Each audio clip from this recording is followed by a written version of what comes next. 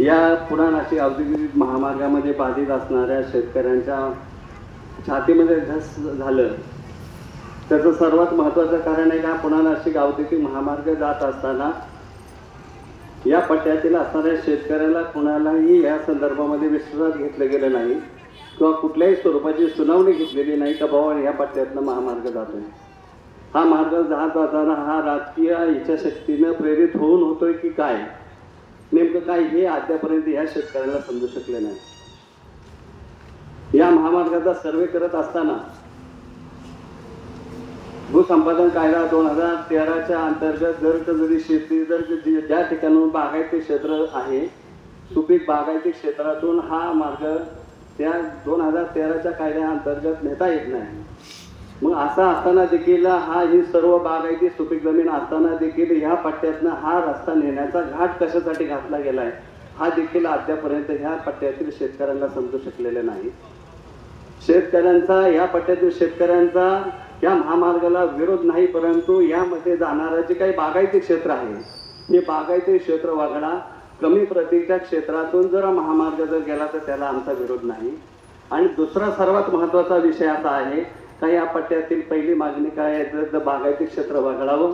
दुसरा एक या ठिकाणावर जर पुणा नाशिक औद्योगिक महामार्ग जो आहे त्यापासून 5 ते 6 किलोमीटर अंतरावर आताचा अस्तित्वात असलेला पुणा नाशिक राष्ट्रीय महामार्ग जो आहे तो असताना देखील हा रस्ता करण्याचा घाट कशासाठी आहे.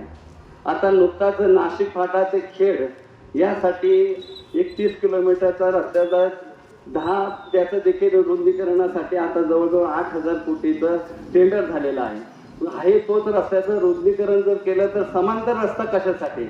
या ठिकाणी आता समांतर रस्ता औद्योगिक महामार्ग, त्याचबरोबर नगर कल्याण महामार्ग असताना देखील लातूर कल्याण महामार्गाचा घाट घातलेला आहे, त्याचा देखील सर्व या पट्ट्यातलं चालू आहे. आणि म्हणून असणारे राजुरीसारख्या गावाचे एक नाही तर 4 तुकडे होत आहेत. यापूर्वीच्या काळामधून देखील या ठिकाणी कुपटी डावा कालवा गेलेला आहे, त्याचबरोबर या ठिकाणी पिंपळगाव डावा कालवा गेलेला आहे.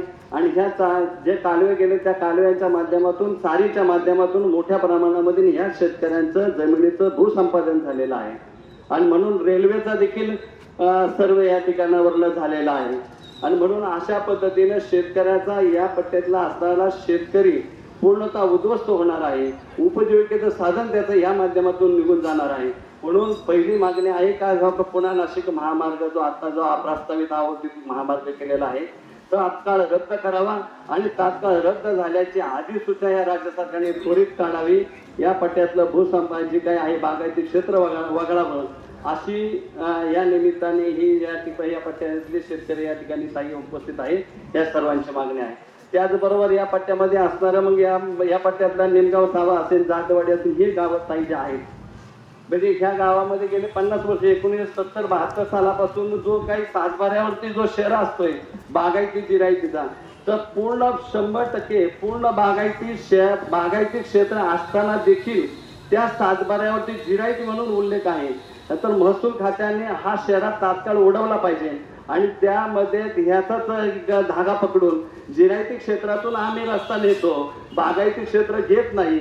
आणि त्याचबरोबर हा देखील जिरायतीचा जो शेरा आहे तात्काळीने सांगून मग यामध्ये बोरेगाव असेल, जादवाडी असेल, तांबेवाडी असेल किंवा इथं आधी निमगाव सावा आहे, औरंगपूर आहे, ह्या गावामध्ये पूर्ण बागायती आहे. नदी उपसा आहे आणि कालवा प्रवाही आहे. आणि त्याच पट्ट्यात सर्वात जास्त ऊस 12माही ऊस जातो. याच्या नोंदी देखील विघ्नर सहकारी साखर कारखाना आपल्याला बघायला मिळतात. असं असताना देखील मोठ्या प्रमाणामध्ये हे उतार्याची जी आहे ती देखील शेरा बदलला पाहिजे.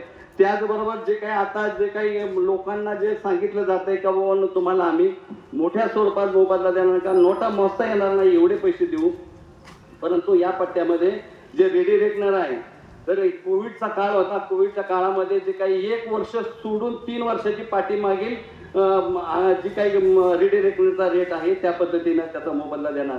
मग सन 2019-20 असेल, 2021 असेल, 21-22 असेल तर हे 3 वर्ष जे आहे कोविडचे 2 वर्ष त्याचा 2018 सालापासून रेडी रेकनरचा रेटच वाढवलेला नाही. म्हणून शेतकऱ्यांचा जो रेडी रेकनरचा रेट जर आता जर पाहिला तर सर्वसाधारण 8 ते 15 हजार रुपये बागायतीचा रेट बसतो. त्याच्या 5 पट गेलं तर 15 5 75, म्हणजे सर्वसाधारण 75 1 लाख रुपये बागायतीला बाजारभाव मिळू शकतो. आता खुल्या बाजारामध्ये 1.5 ते 2 लाख रुपये गुंठ्याचा रेट आहे.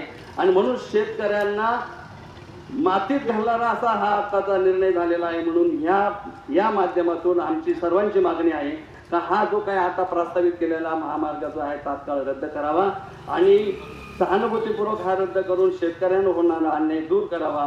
तर ह्या महत्त्वाच्या 2-3 आमच्या मागण्या आहेत त्या पूर्ण कराव्यात अशी आमची आपणाकडं आपलं जे नेतृत्व आहे, आपण एकदा मनात निर्णय जर केला तर तो निश्चित तडीच देण्याचं एक वेगळं कर्तृत्व आपण आतापर्यंत या तालुक्यामध्ये दाखवून दिलेलं आहे. आणि आम्हाला पूर्ण खात्री आहे का ताई देखील या आंदोलनामध्ये पुढाकार घेतील आणि शेतकऱ्यांवरती अन्याय होऊ देणार नाही. म्हणून या ठिकाणी केलेली मुख्य मागणी आहे का हा पुणा नाशिक औद्योगिक द्रुतगती महामार्ग तात्काळ रद्द करावा. त्याचबरोबर या पट्ट्यातलं नाही, जर शक्य झालं नाही तर या पट्ट्यातला जो बागायती जे काही क्षेत्र आहे ते वगळण्यात यावं. धन्यवाद.